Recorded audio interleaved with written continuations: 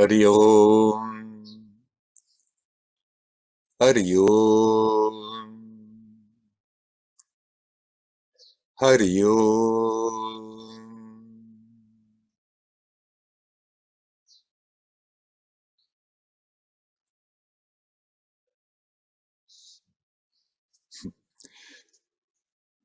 I'm a bit later. We were still installing the things. As you can see, I'm in another surrounding. There is another background. Suddenly, unexpectedly, yesterday I traveled to Switzerland, so I'm in Switzerland. Only for a short time. After a few days, I shall go back to India.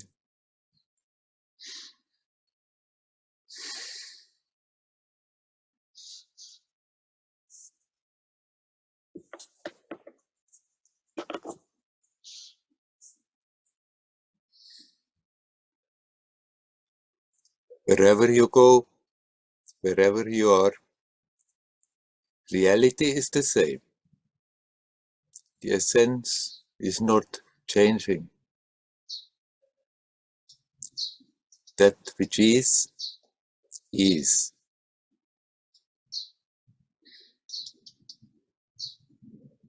That same oneness, that same one divinity is manifesting in so many different ways. And of course, in that manifestation, there are differences from one place to another, differences from people from one to another, differences from times, from the past to the now. Essentially, it's always the same. It's that same divinity that is playing everything. It's that same oneness that is manifesting in so many ways.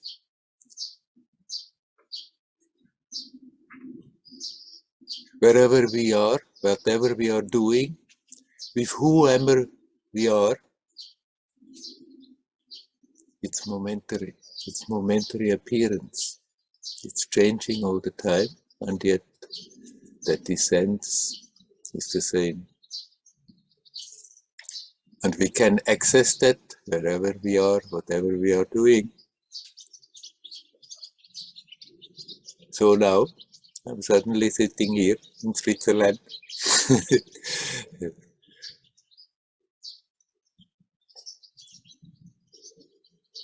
This whole story is not as real as it appears. This whole world is momentary appearance. And our experience actually is like chuk, little pictures, momentary appearances, and after that, in memory, we are creating that continuity, and after that, we are creating that sense of reality, of solid, concrete reality, giving it to a level that doesn't deserve it at all. It's not as real as it appears. It's not non-existent, obviously, but it has just the reality of a momentary appearance, like the reality in the dreams. They are not non-existent. When we wake up, we say, it was a dream, it's not real. But while we are experiencing, the experience is real, momentary. And so is this experience of this world. It is real, momentary. Right now, we are touching reality, and because of that, we're giving the reality to our experience. We have to learn to keep that in mind. That there is something rock solid. There is something that is absolutely not concerned about all this.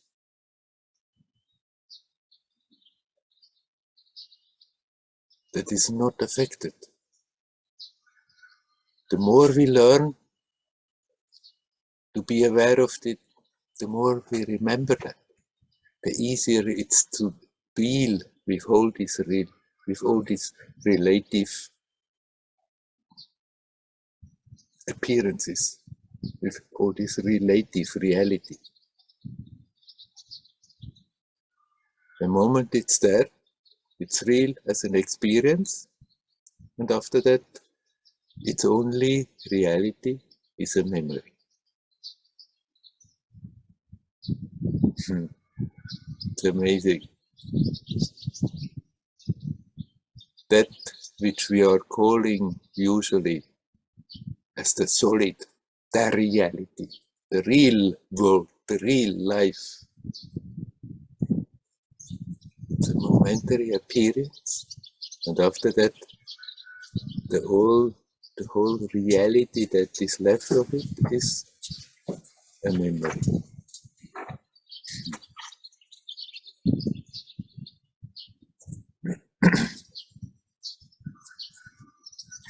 Now I will come to something that Marie has written. I saw this just a moment ago. It was inspired that she read from a Tibetan master who was talking about observing and becoming more and more aware that everything is just states that appear, that are there, that disappear. And this set Marie thinking. And frankly, Marie, I cannot totally make sense of all that you have written, but still, I'll try to catch what you wanted to say and to talk about it.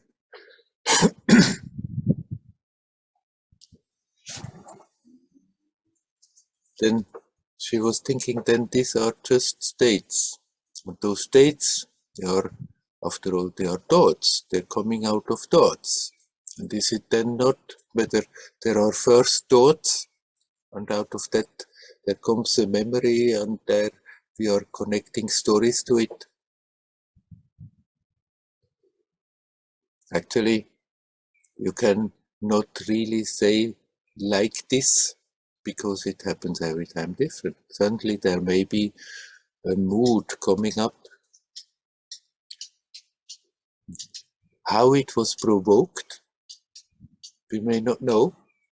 And then only the thoughts start to hook in. We think about it and make it stronger and make it emotional, and then there is the memory, and so it goes. Things come, we are getting emotional, think about it, and they go.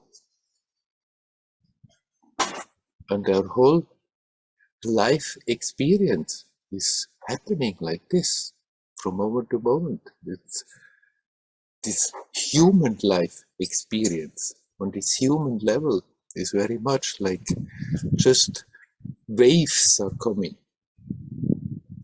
They can be created by thoughts, but there may be just a strong feeling, a feeling in the body that creates an emotion on the mental level that invokes the thoughts, and we start to think about it. Or it may be like this, as you said, Marie, that first a thought comes up, and that thought triggers a memory. Out of that, new thoughts are coming, and then the whole stories come and the emotions come. But basically, that experience is all the time just a wave of thoughts, emotions, memories, putting potentials there, and a lot of life energy is fed into it. If we see it like that, then it's all just play. It comes, it goes, it's in its own proportion totally manageable. It's just when we forget that's just what it is, then we have the tendency to just make it stronger and bigger, and then things can become overwhelming. We think about something and think more about something, and then it becomes overwhelming. We may think about something that has happened in the past. I was included, I did like this, I did like that. I may be proud of it and make a complete ego trip thinking about it, or I may be ashamed, I was not good enough, and oh, how could I behave? And we make a whole ego trip out of taking myself seriously, what are the others thinking about me? And so we are creating continuously scenarios.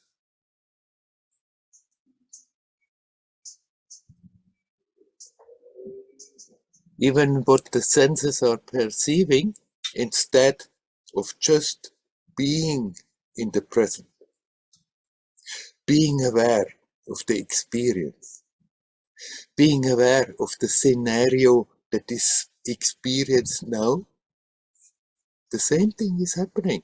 We are experiencing something, a smell, a taste, a touch, a sight, something that we hear, a music we hear, a bird we hear, and the memory is triggered, and the whole story starts. And actually, the attention is quite withdrawn from what we are perceiving right now on this level, and we are in our world and creating scenarios. You can call it, like the Tibetans called it, just states that are coming, that are going. But you are the observer. You are that which makes the observation possible. But the observation is there, happening all the time. It's just a question whether we put the attention there, or whether we are putting the attention on the perceptions, or whether we are, without being aware of it, putting the attention in our mental scenarios that we are creating, that is being triggered by whatever is happening, so-called outside or inside. This is our real life. This is amazing, isn't it amazing? How real we can take it, how serious we can take it, how we can get worked up about the whole story. It is amazing. Well, that which you are is not affected. That essence is ever present, full of life and joy and beauty and creativity. Never moving, making everything move that can move. Never doing anything, making all the doings possible.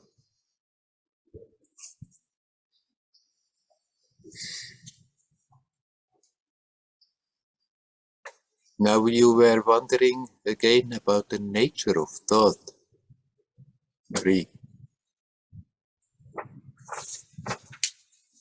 You can define it whatever you want. We're never getting it completely. We can just call it a wave in consciousness. There is that pure consciousness, and there comes in that pure consciousness the tendency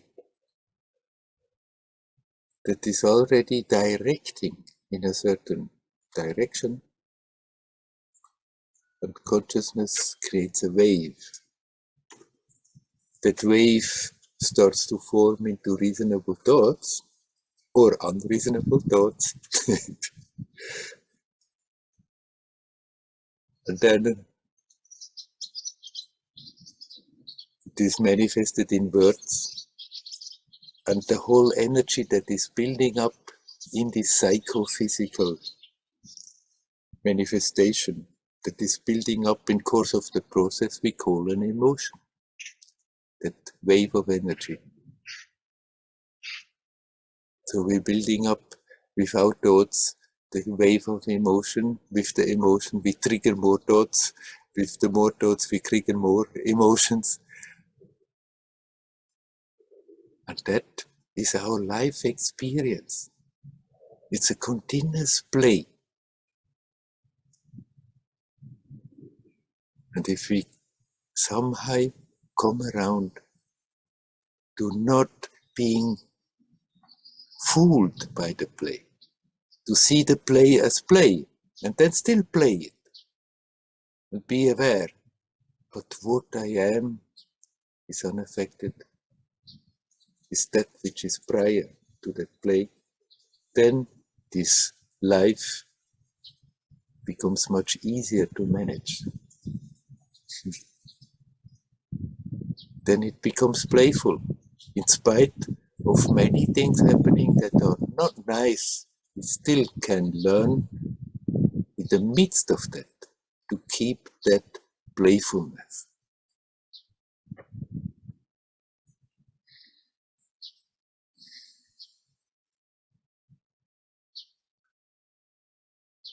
All right, I dropped the subject.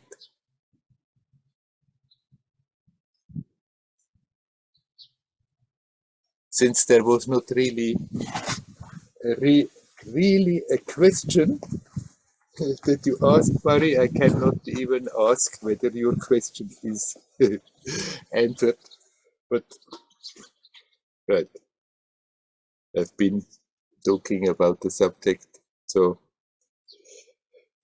let's drop it. And I'm asking you, my friends, if there is anybody who would like to come in, please come in.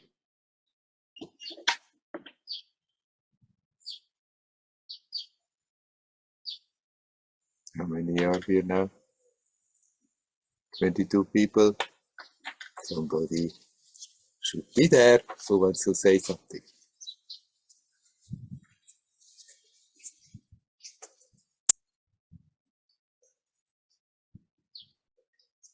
Hello, Werner. Hello? Ah, hello, Leora. I'll be the first one today. Yes, courageous. Yeah. So in connection to what you said, something that I've been noticing for quite a while is how the mind creates a point of reference, I call it. Yeah. Something to hang on to, something to hold on to when let's say when I just sit having my tea or something on my porch outside and just enjoying watching the trees and the lawn and my garden and listening to the cars passing by and all that, or not listening, hearing, whatever, but I'm relaxed. And then I notice that the mind or something happens, something, I don't know, creates just like that, a point of reference which would either provoke some joy or sadness, or as you said, like if it's a memory, so it depends what memory, etc. So I notice it and I'm aware. Yes. So I can somehow also control, or I don't like the word control, but I'm not sure which word to use. Influence, or maybe my reaction to what the point of reference was. Either it's something I have to do, a reminder to put on my phone, a reminder that I have to do tomorrow, that I want to do tomorrow. So as you say, so many of these points of reference are not important. Sometimes it is important. I mean, yeah, things I really have to do. really have to do also is relevant, but still, yeah. So I have noticed that it's the energy of it is less and less. Hmm. And I'm telling it with a small smile on my face because it's funny. It is funny. The need of having to hold on to something important or that is really happening, or yeah. It's not really a question, actually. It's just sharing something that it was connected to, is connected to what you described, which was Yes. what was beautiful. Yeah. Right. And that's what we are doing. That's what we are busy with. And as long as we are seeing that this is happening, what you are describing, then you're right. It's funny. And when we are not seeing it and are not aware of it, then we have the tendency to take it very serious, and very quickly it's not more funny. Yeah. That's very funny, huh? Isn't it? Yeah. Yeah. Yeah. Then we create all the drama when we forget that seeing it.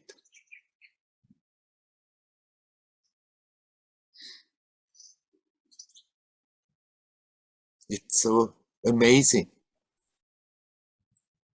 that somehow something that should be so totally obvious to everybody has been so covered up that everybody goes through their life being very serious about it.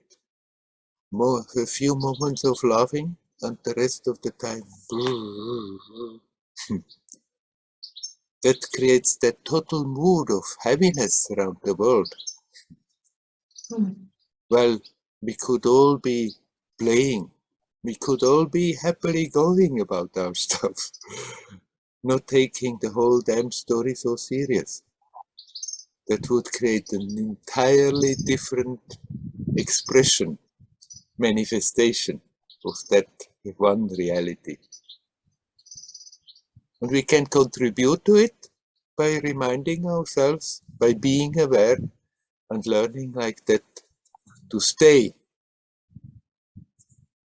simultaneously aware. I am. I'm not moving. Nothing is moving in me. And at the same time, being the source that is capable of making all this happen. Everything moves, all these funny stories going on, and playing a role in it. And it still goes on. And I see it's going on. It doesn't matter. It's not as important as we think it is. And then the whole life becomes play. Everything becomes funny. So when you say that nothing is moving within me, it's something is moving after all. It's even like the breath or the I force didn't of life.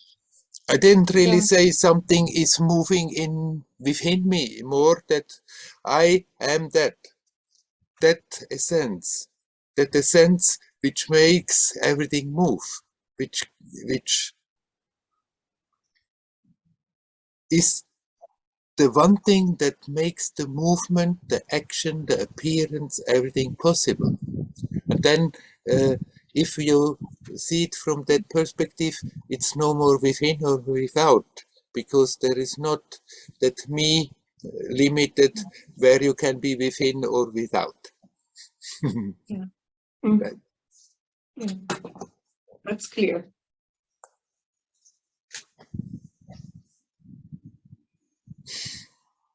Okay. Shall we leave it at that? Yes. Yes. Okay. Thank you. Yeah. Wish you well. Hari Om. Hari Om. Carry on.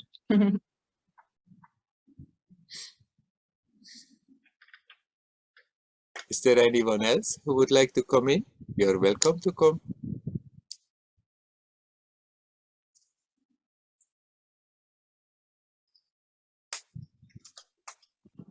Hello, Werner. Hello, Nelly. I want to share something, and maybe you give some comments. Okay. I don't know if I can make it as a question. Yeah. Yeah, you tell what you want to tell. I try to share my thoughts. Yeah. I go through this steps program. Yeah. You have been talking about it, huh? Yeah. And there are some principles, like some rules that are recommended to follow. Mm-hmm. Yeah, and that helps to improve our life. And one of them, and it's important to observe my actions, observe my so to watch at myself, watch what I do, how I act, and something like this. And if I do something something wrong, something like if I feel irritation to someone, if I touch someone, hurt someone, yeah, I should see it and apologize and yes, apologize and ask how can I improve it? How can I correct? Yeah. How you can make up for it, huh? Yes. Yeah. Right. And I had a talk with my mom some days ago, and I felt something triggered me. Yeah. that happens. Yeah, I felt irritation. Yeah. And I felt that I went, so I went out of my balance. I said something with this irritation, and yeah. Started to shout. Yes, I don't want to to listen to. Don't need any suggestions, something like this. Yeah. Yeah, we didn't argue so much. No, it wasn't very big argument. Yeah. But after that, I felt not that this is happened, that I was out of my balance. Yeah. And according to this program, I understood that I should apologize. And I felt this so much resistance in myself. Yeah. Yeah, that my personality, my ego was so big. I don't want to do it. She touched me. She said this. She knows that I don't like it, and I felt that how difficult it was. But for some time, I was listening to some speakers about this program and like this about this. And then I came to this conclusion that I should apologize, and I wrote something to my mom and apologized, and she said okay, it was good.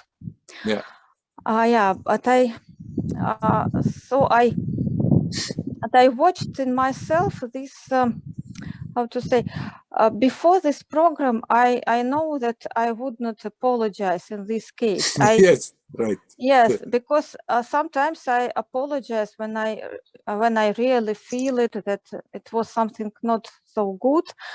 But this accident was not so big as I thought. But if to be honest, I really was out of balance. Yeah.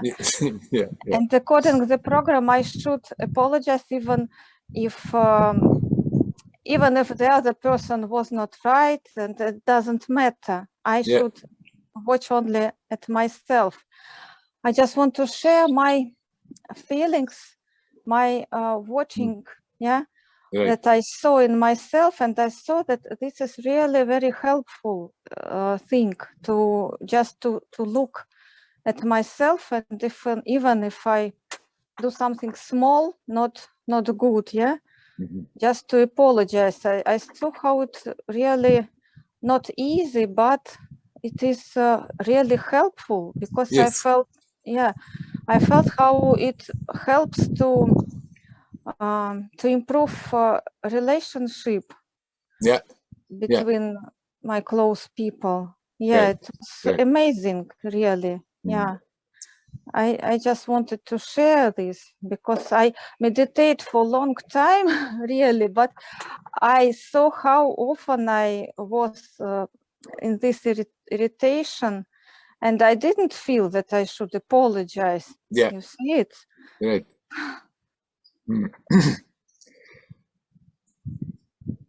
Apologizing is basically a good thing, but it doesn't have to become like a compulsion. Like in this situation, for example, you said you felt clearly if you hadn't had now this push from this steps program that you're doing and the speakers who are propagating, then in this situation you certainly would not have apologized.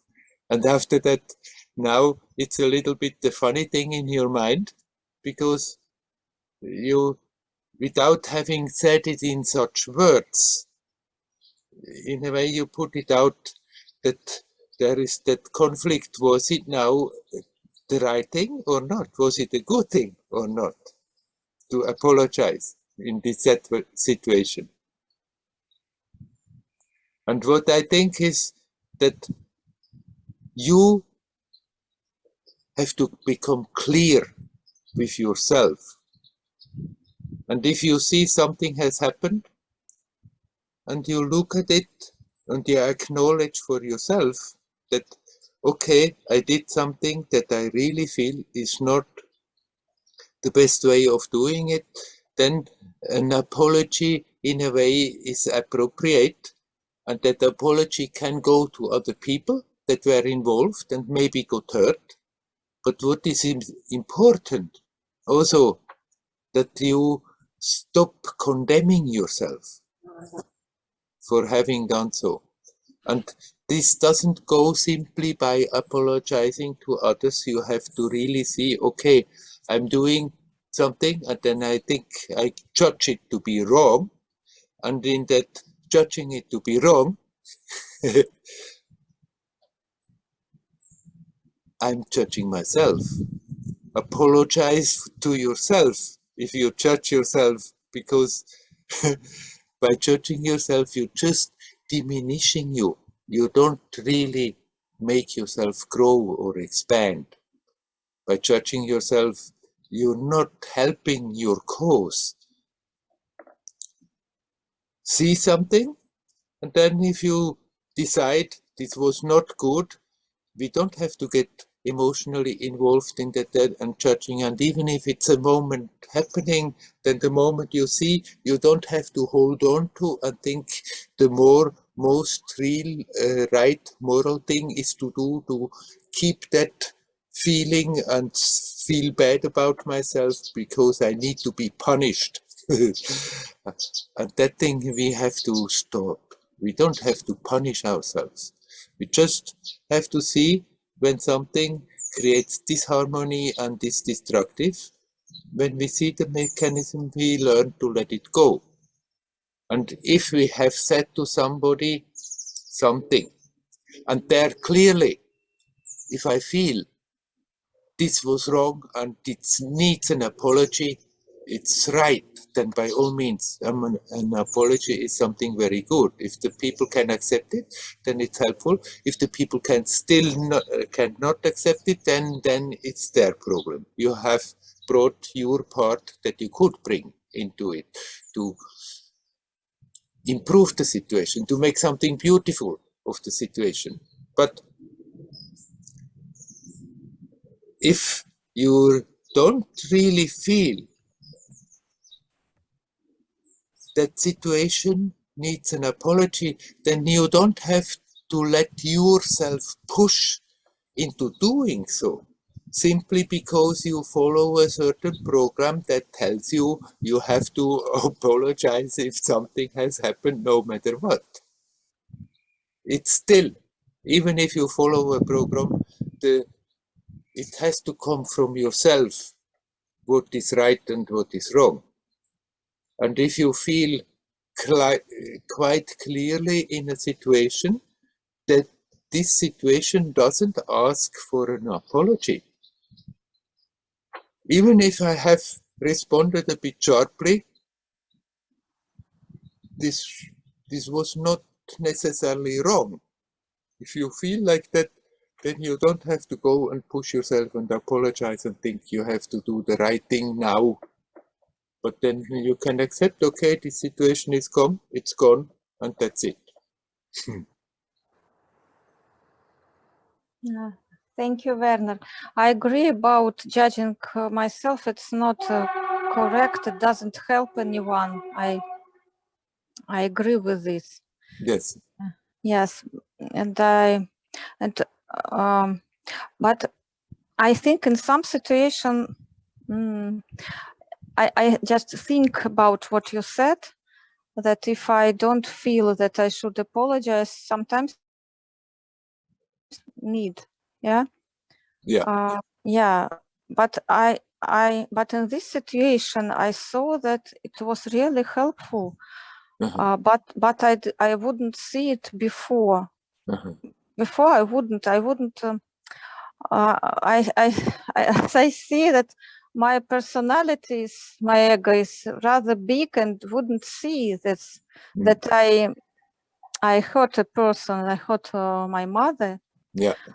But before I wouldn't see that I said, and I have right to do it. I wouldn't. I wouldn't notice it as I see it now. But when I watched it, I put attention on it. I saw that this is really good and right in this situation. Of course, I don't think it is. It's not. It can't be a rule, absolute rule in all situations. Yeah. Of course, yes.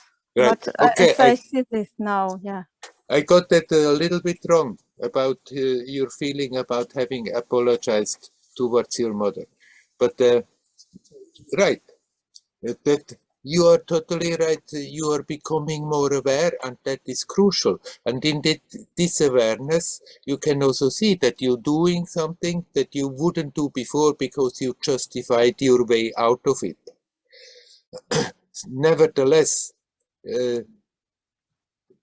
those things cannot become absolute rules.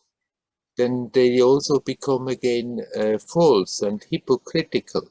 The apology, if we have to feel like apologizing, has to really come from our heart, and then it's something true that does something good to you and do something good to the other person you are talking about.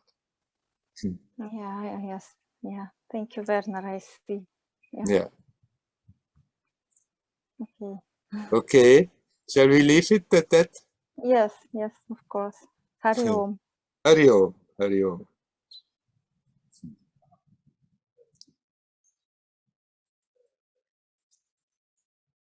Is there anybody else who would like to talk? You're welcome. Hello, Werner. Hello, Dial. I want to add something what Nelly was speaking. Yeah. Because we were discussing this point, and her wondering was why so many years she was meditating and she didn't know such simple, helpful tricks like apologizing. Yeah. And I told her about rules of morality, which is in most of religion is available, and it's also part of spiritual growing. So what do you think about this part, rules of morality, how it's helpful to growing in the spiritual way, not only meditation? Right. It is helpful in the sense that they give us a general guideline. I think people would behave even worse if they didn't have these kind of general guidelines, and it helps us to become more conscious.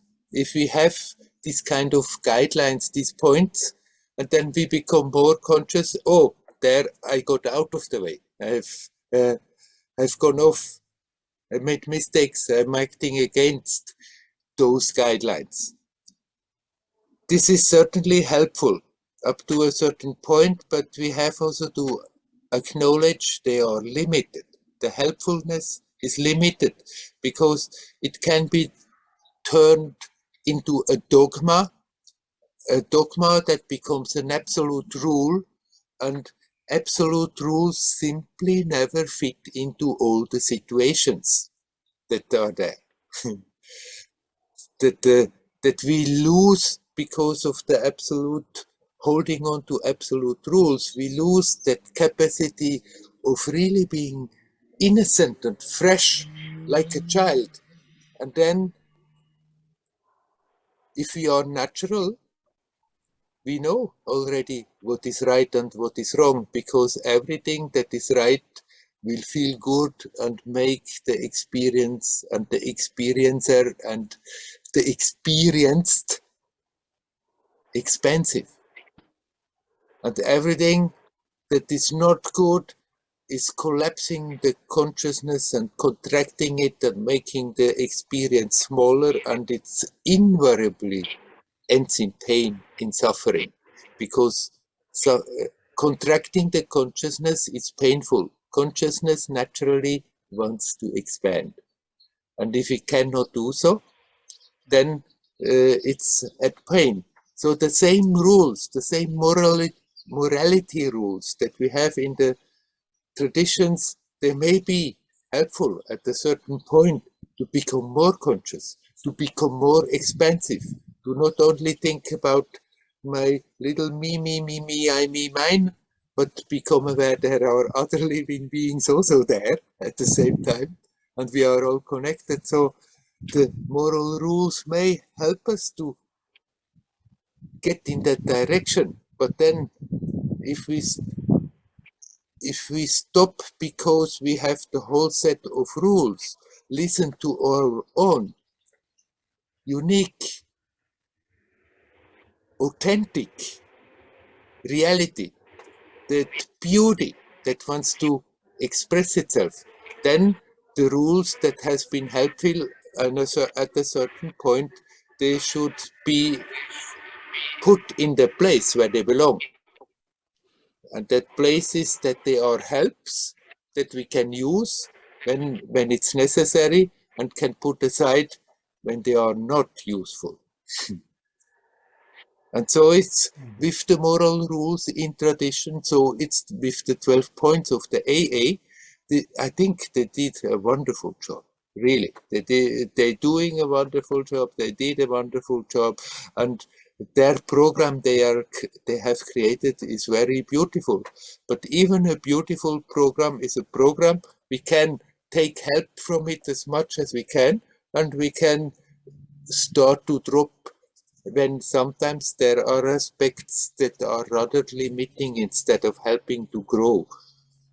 And as we progress, then it may be more and more that we don't really want to refer to rules, no matter where they are coming from, but learn to listen to the heart and then express that reality in its beauty. Okay, thank you, Werner. You're welcome. Hario. Hario.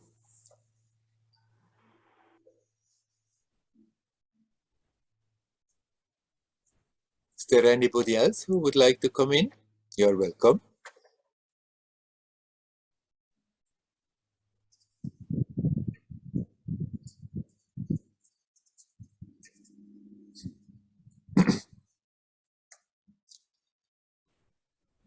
What we talked now with both Nelly and Dial was going into that same subject.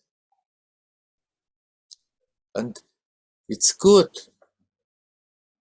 to somehow clear up the mind about rules, traditional rules, rules that come from a certain group, or rules that we simply create for ourselves.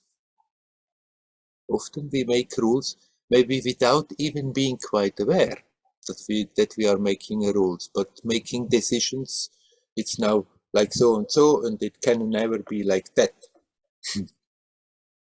So it's good to become aware that rules, they can be helpful.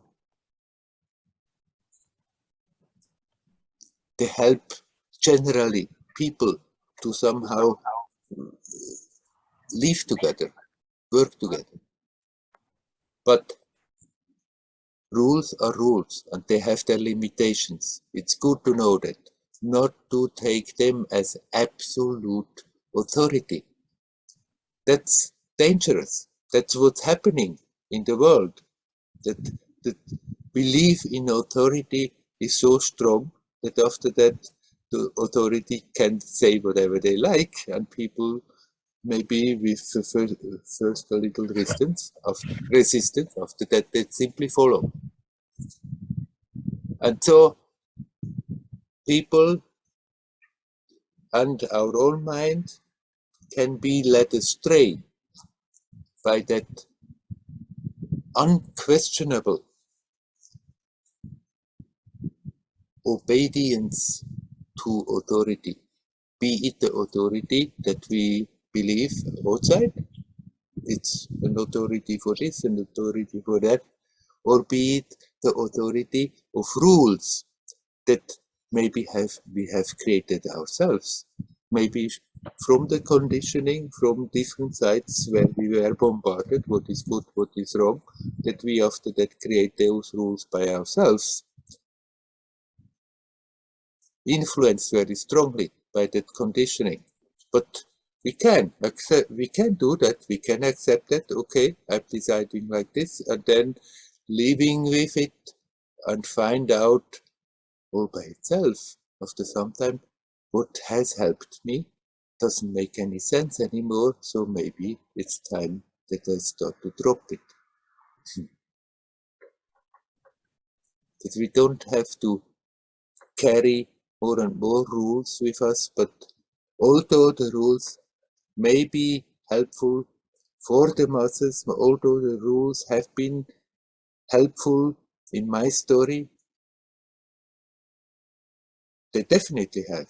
Because without certain rules, I would have much worse indulged into all kinds of things, and which would have had again repercussions that made it more difficult afterwards to deal with that which is already there without that.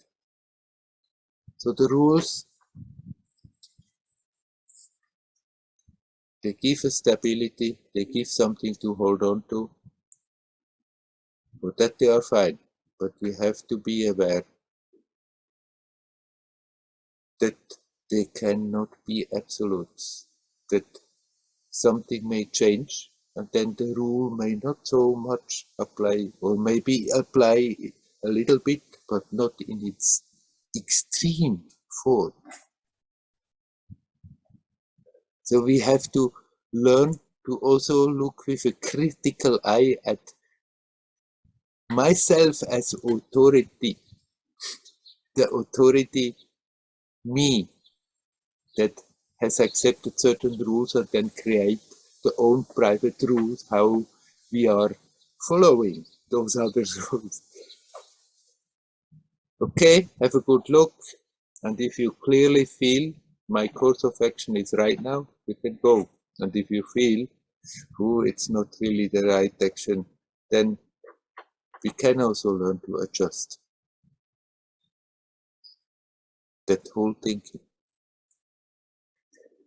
And see, okay, I don't need to carry that baggage along.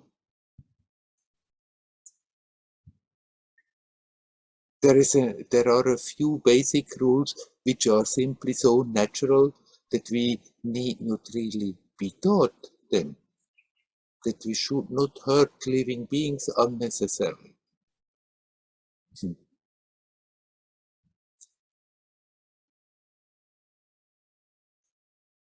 We don't need rules for that. It's straight and plain and simple.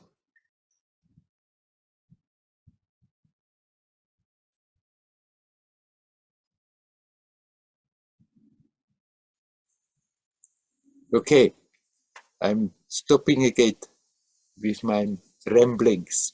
Is there anybody else who wants to come in? You're welcome to come in. Hello, Werner, Moksha. Hello, Moksha. Long time not see. Yes, you were off the grid for some time, huh? Yes, yes, yes. Yes. And you are in the Swiss, huh? Yes, yesterday I came, and 2 days before only I decided I just have to take care of a few things, and then after a few days, I go back to India. I thought already, Arunachala changed a bit in the background, but yes, it did. Indeed, it did. Yes, I have. It's funny. I just come in and you talk about rules, and a few days I become aware of a basic rule. Maybe is what is in my system. In that life is a problem, and it is hard, and it is heavy, and just enjoy life. It seems to be a rule somehow from the how we grown up in society, to be happy and take it simple and easy. It seems that there are rules. Take it heavy and don't enjoy too much and blah blah. I just become aware in my system all kinds of funny things that prevent me of take it easy. Yeah. Very tricky rules I was not aware of. Yeah. We are having lots of them while growing up. Many of them we have already put in place as little children. And after that, it was so normal to think like this that we never questioned. And then people can cripple themselves their whole life and limit themselves and handicap their beauty and creativity because somehow deep within we have put the rule there, and then that's why I said we have to learn not to obey the authority so much anymore, because then in our mind it's an authority where this comes from, but actually it's something that we have created ourselves. Huh? I'm just sitting here, and sometimes I have to do things, blah blah blah, for the amt. Yeah. And there comes something. I see. Oh, there is something in the system that it all takes heavy and problem, and I sit here. I think, why not see it? It's just a game. It's no problem at all. Yes. Don't take it serious. It's just fun. Yeah. Life can be fun completely. But this is for me fun. There's some complete unaware make it heavy and see problems everywhere. Oh, now it is serious. Oh, blah, blah, blah. And I just come aware of it is just in this. It is just a habit. Yes. An unspoken rule. You cannot walk on the street and singing and be happy. They think you are crazy. Yeah. Walk with a face, and you have also these words. Huh? Neem es nicht auf de leichte Schulter. Yeah. Don't take it the easy way. Huh? Yeah, and that is actually a schimpfwort. Yeah. And if you look at it, if you can take it light, why should not do it? Why not? That's the biggest thing and the greatest thing you can do. Yeah. But in Germany, in the German language, it is a schimpfwort. Yeah. And it is in my system. Yeah. Of course, if people take themselves serious, then they take their problem serious. And if we come then and make fun of it, then of course they are very unhappy about it. But we don't have to make fun about them. We can show empathy for their problem, but in our heart we can know it's not important. It's not as heavy as they think it is. It's not as important as they think it is, because it's just momentary expression that comes and goes, and the stories are usually not so heavy as they appear to be. You can that the same story, you can see it as heavy, and you suddenly have become aware, oh, but this is just a point of view, an unaware point of view. You can also sit with the same thing, light. Yeah. If you see it, there are not many problems. It's all in the brain. I make a problem out of it. No? Yes. Yeah, and other people's problems, it's what you say, I don't have to laugh about, because if it's for them serious, okay, I can feel with them. Yes. But it is with my own stuff where I make a problem out of it. Right. And even with the other people's problem, you can very well be very clear that actually it's not the problem. It's something that they are creating. But you can feel, you can have that empathy for their experience of the pain that they are creating. And then the compassion with them doesn't mean that we should commiserate and say, yeah, it's terrible, it's terrible, it's terrible. But that we can just be with them. And then if by chance we see there is an opening that maybe you can tell, after all, it's not so serious, then we can do that. And that can be also very helpful, but only if that openness is there. Otherwise, then they don't take it on the light shoulder. Yeah. And I know it myself. If you're totally in something and somebody says, oh, it's not such a big problem, oh, then it becomes really, I became really angry, you know. They don't take it serious, you know. They don't know what is really happening to me. Right. They don't see how heavy it is. Yeah, right. This programs, it is all the same, man. How more it's awareness. We have to bring light in the whole stuff. Yeah, we have to bring light. And how do we bring light? By becoming aware that they are programs. When we become aware that they are programs, as you said when you started, then you suddenly become aware it's just an idea, and then it loses its power. And even if it's so ingrained that it's not immediately losing completely its power, at least for that moment, it loses its sharpness. After that, out of habit, it may reconstruct itself again. But then when we see it again, it loses its power. And if we keep that alertness and observe and start to see those things, then their power is diminishing and finally they disappearing. So if you suddenly see something, it is so light, then it's true. Some darkness come back and blah blah blah. It's never ending, right? It's never ending. Well, the play is never ending, but that we are recreating the same kind of suffering that we can really get out of it. Yes. Right. The problems, as long as a manifestation exists, as long as this is expressing itself in a material way as we are experiencing, there will be always problems, there will be always challenges, there will be always unhappy situations, but that we keep on creating suffering because of that we can get rid of it and kiss it goodbye once and for good. Yeah, and it is sometimes in small things. It is not.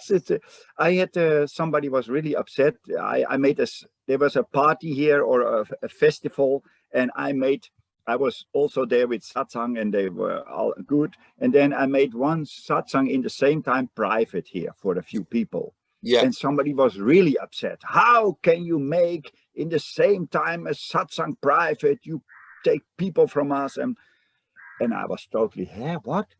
And then I asked her, I said, what is going on for you? Yeah. And then she expressed, and I just, instead of directly hitting back, I could just hear how she saw the whole thing. Yeah. And I was not agreeing, but I was writing a letter to her later. I said, oh, if you see it like this, I understand why you react like this, but Yeah. I didn't see it like that. Yeah. And then instead of a fight, I get a very nice answer back. Yeah. And this is if we stop just hitting each other and just Yeah. look a bit, right? Yeah. And that is nice. Such little things that I see, where I made always a drama. Yeah. Sometimes a little bit more awareness, and a nice thing instead of a drama is happening. Right. Oh, And this is a gift. It's the many little things accumulating that are powerful. It's not only our grand stories where we have to make a grand role, play a grand role, and everybody can see it, but all the little things from day-to-day life. Huh? Yes. Because they are happening a lot. Yeah, the whole time.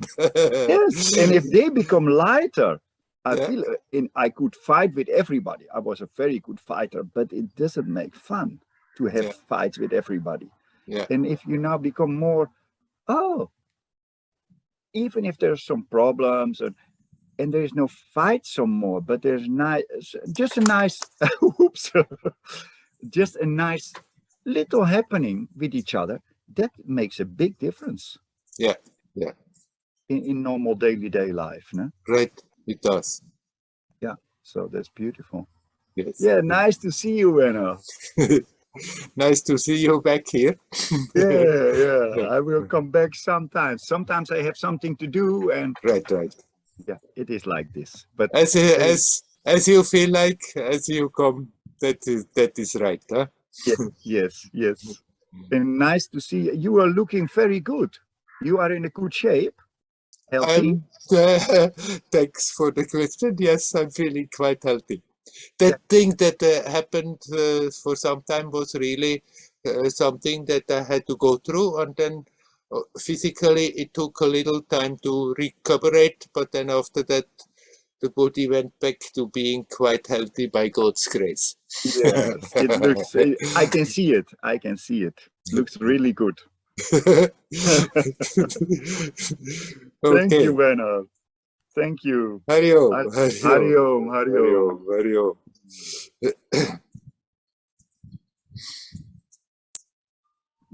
Okay. Is there anybody else who would like to come in? You're welcome.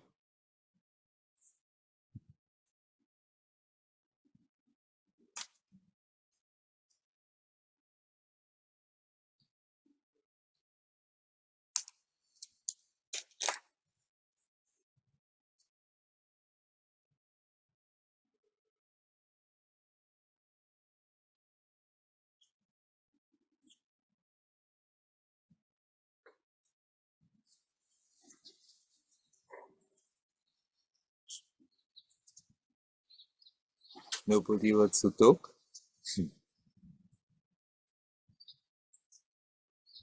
So I just pick up on the last remark Moksha made when he said about health and looking good.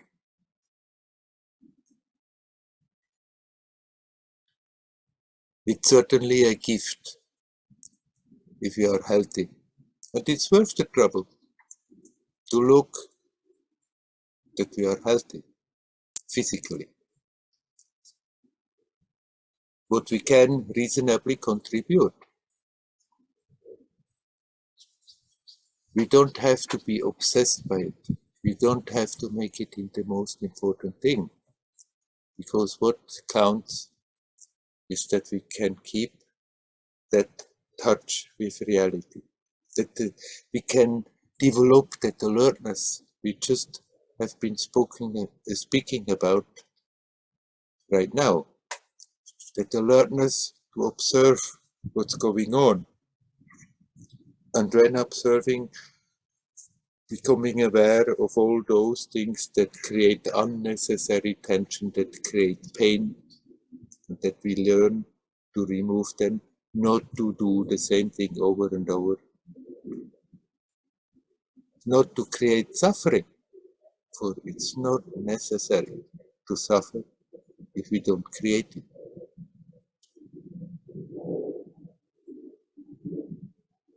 That is the important thing.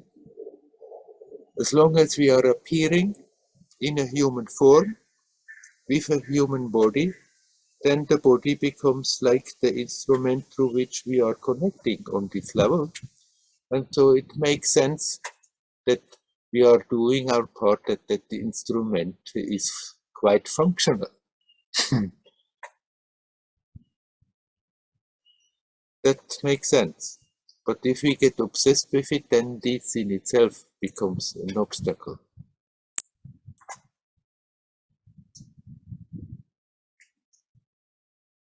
We just somehow find a healthy balance. Like with a, let's say, a car or a horse. The owner of the car will look that the car is functioning well, because otherwise the car doesn't serve anything. Or someone who has a horse and loves the horse, but of course he's aware, I'm not the horse. The horse is a vehicle. It's another being. I can ride the horse. We both have enjoy it. So I'm making sure that the horse can be healthy.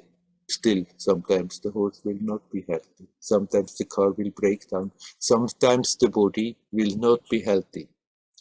And then, okay, it's also good to learn to accept, be it as it is, be it so, not to be crushed because of that.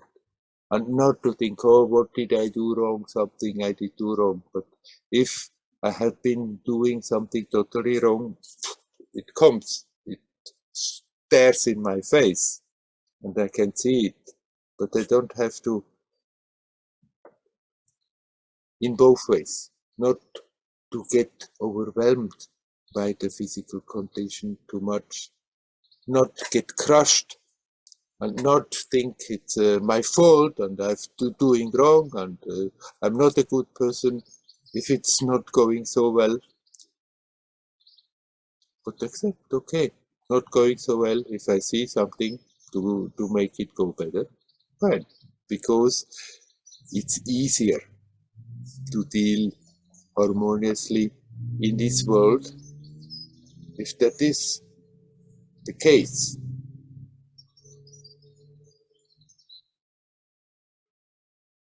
And so with all the levels of expression, let's keep them healthy. Let's keep them being harmonious in the whole thing, but don't give too much attention to that. Also, don't make your well-being dependent on whether this level or that level or the other level are functioning perfectly right. But be connected with that which doesn't have any levels, which is always there, prior to all the levels, prior to the expressions. Know that the well-being, your happiness, that real, authentic life comes out of yourself.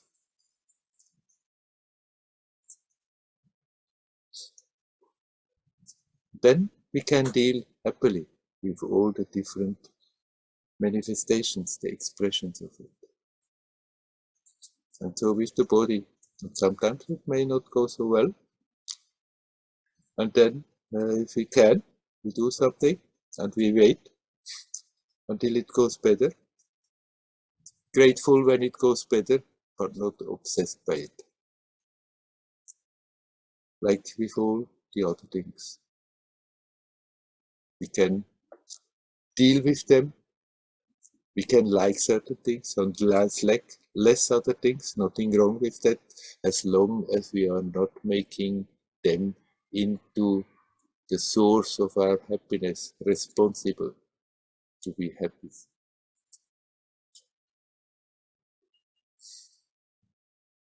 There I'm rambling away again because nobody else speaks. Is there by now somebody else who would like to say something? You're welcome. Yes, I like to say something. Hello, Anita. Hello, Werner. Talking about body and health. Yeah. I was going to ask you about a friend, a very dear friend whom I didn't have contact with her since nearly 3 years, I think, and she is only 2 years older than me or something like that. And she's living in an old people's home and being on psychopharmaca, how you say that? Yeah. Since quite a long time. I mean, she had a very beautiful life. She was very rich, very happy. Everything worked, and suddenly it went down. She had an operation and this and that, and then she got this mental issue. And anyway, she's now in this old people's home, and she doesn't want any contact with friends. Her phone is closed. She only calls her mom every day and says, "Hi, Mom, I'm fine. I'm very fine. I wish you a nice day. I love you." The same sentence every day. And then there's one woman who's taking care of her flat, and I asked her, "Do you know anything?" And she said she doesn't open letters, even they get sent back. So, and the last thing I talked with her was she doesn't want to have, I didn't know, I heard it also from a friend, she doesn't want to have contact with the old world, she just somehow, she finished. Yeah. And I think she's not able, or she knows that she's not able to come back to this life that she had. So she just, made a cut. And so my question is, I mean, that's what I think. Is there anything I can do, is there anything I can do for her? Because, that's what I feel like, but I don't know. I mean, other than I keep her in some prayers, sending her love, and so, yeah. Well, that's the good thing that you can do for her. And certainly not start to feel in any way guilty that you cannot do more, because then you send something negative to her, something that is disturbing her. And not think, oh, it's so a pity, it's so terrible. Of course it's a pity, but if we get emotionally sucked into that mood, it's so terrible what is happening to them, then you are doing something not healthy to yourself, and that thing that is not healthy you are sending to her and make it even more difficult. So what you are doing is the best thing to do. Obviously, you say she's not open to talk, maybe from time to time, but not too often. You can inquire whether you can come and visit or so, but if it's clear that she has such a wall that she doesn't want, then the best you can do is really to send her your love, to send her good feelings, not to let yourself be drawn into something negative thinking about her. No, I don't. I just sometimes I think I should do something more. Right. But this should do is also that I taking then my role again too serious in the situation. By all means, let's do something when we can. If there is somebody at pain, in mental pain, and we can go and talk to them and just by being there, that they feel supported and that they are capable to let go at least some of their burden, then this is a great thing. But if somebody just is not open for that, then trying to do so, we're just hurting them more. Huh? Right. And in from a spiritual view, what can you say that there's no more connection between the essence and the mind? If somebody is like this, right? I mean, whatever connection is there that has been there before consciously, somewhere it's still there. But it's possible that the mind gets so disappointed or so shocked because something that is happening, that after that they create such a cloud that that connection which is still there is just not obvious, and they refuse to let that connection become obvious, because somebody who feels like that is in that victim role.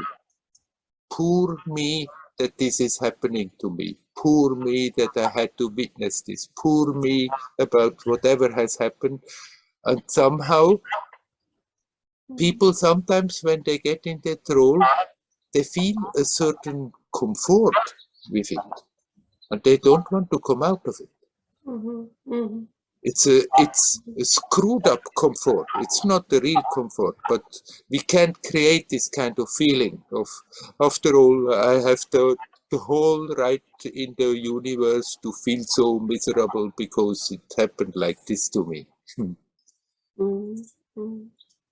You said she was rich and she had really a good life and a happy life, but obviously in all that richness and happiness and good circumstances, she didn't bother to really have a good look at herself and see where the happiness really comes from. Yes. And then when that structure that has been made responsible for her happiness is shaken enough, then she may just completely collapse. Yeah. Yeah. That's a very good overview of the situation. Exactly. Yes. Right. But what we can do is to make sure that we are looking in the right direction, where we can really get support and happiness and fulfillment. It's coming out of ourselves. And then externally, if by chance somebody is rich and has a nice, cute life, there is nothing wrong with it. Fine. Simply then being dependent, then it invites big trouble if once it's suddenly no more there. Yeah, it's a good and big example of that happiness is not outside there. Yeah, I loved your video clip, your Satsang clip that Marie did about the beauty of existence. Yeah. Talks about this also. It's so nice. Yeah. Okay, thank you. Okay. You are welcome. Thank you. Hari Om. Hari Om. Hari Om.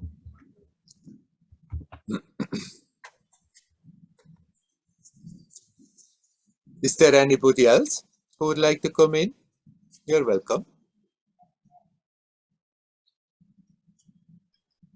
Hi, Werner, can you hear me? Yes, hello. Hello. First of all, I'd like to say thank you for your satsangs. I discovered them 2 weeks ago, and they're a source of peace for me and inspiration. Thank you. You're welcome. I found you through one book about Amma, and I've been a devotee of Amma for about 15 years, I think. Oh yeah. And my question is about, I have a few questions, but let's start with one. It's about, you know, I have this pattern with Amma that I have periods where I'm very much involved with, you know, praying to her and doing the archana and doing her meditations. And then usually, well, it has happened a few times that another teacher came along, for instance, in Holland, that I got distracted to and started to follow that teacher. Yeah. And now again, it happened a few months ago that I found Qigong. You know, maybe you know this kind of movement. Qigong, yeah. And I got into that as well. It's a very nice teacher. But the thing I want to ask about is that there's always a sense of guilt when I do this, that I'm not really a good disciple of Amma when I do other practices or listen to other teachers, or like you, for instance. I know that you are Amma was a long time with you, so there's no conflict there. Yeah. But with other teachers, especially like Qigong is from a Chinese, you know, Chinese background, it's a very different. It's kind of a different approach, and then I feel you know, because they always say, you know, you shouldn't dig in so many different places for a well. You should just dig in one place or just follow one path. Right. And so it's kind of, it's nagging me. It keeps nagging me a little bit that something is wrong. Yes, it's certainly not good to just dig in different places. You never got anywhere any deep, because then you start somewhere and then you start somewhere else. Now, to include another teacher in your life, you need not make it into such a thing that you're digging in another place. You can be in the same place. If you feel you're a strong connection with Amma, then actually, even if you are with another teacher, that connection in a way can become even stronger. So we don't have to create that conflict in the mind and think maybe it's wrong, but you can also say, okay, Amma, you sent me now another teacher, and now I'm hearing your voice from a different angle. And after all, we are all talking about the same thing. And Qigong is absolutely in no way opposed to what Amma is saying and doing. If you think the teacher is sometimes saying things that are opposed, then you pick out that which comforts you and helps you, and you can thank Amma that she brought him in your life, that in her physical absence that you still can get whatever you need at that moment. And then if you don't create a conflict, then actually, even if you are with another teacher, the faith in your teacher, the teacher you feel is really your teacher, is even increasing. If you don't create that conflict, then you don't dig in different wells, then the other teacher helps you to dig in the same well.